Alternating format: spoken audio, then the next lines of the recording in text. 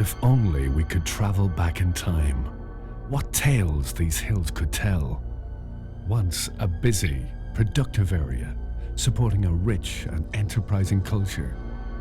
Then the climate became colder, rains came, hill bogs began to form. The people had to move away, no longer able to grow food in the sodden ground. How do we know all this? From what they left behind, their possessions, their homes, their places of worship, and their dead, enclosed in stone tombs.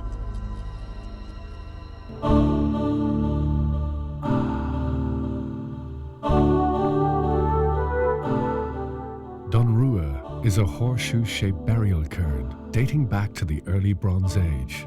The name translates as Red Fort. The bodies of those buried here were first of all cremated, then the fragmented bones placed in one of the 11 cists or stone-lined pits in the body of the cairn. The remains of over 20 people were discovered here, men, women and children, along with the Bronze Age decorated pots. A fairy tree stands in the center, almost seeming to watch over this ancient burial site.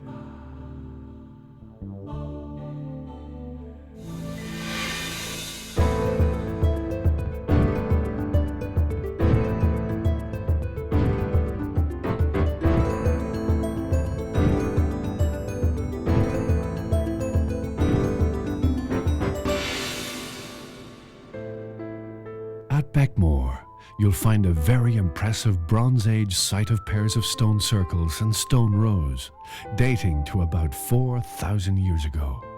Many mysteries surround these sites. What did the people do here all those years ago?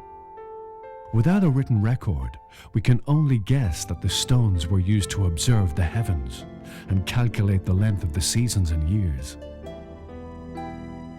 When you visit the sites, you can imagine the mystical dances and rituals that may have taken place here.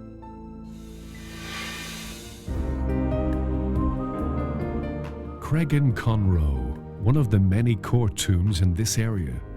The huge stones that form the entrance to the tomb pay tribute to the effort put into building this and other burial chambers around 5,000 years ago. This tomb has been left undisturbed, so we can only guess that a number of people were buried here, possibly along with their pottery vessels or other artifacts.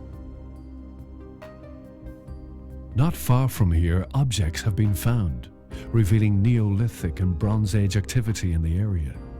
This gold lunula was found curled up in a boulder near to where this food vessel was unearthed.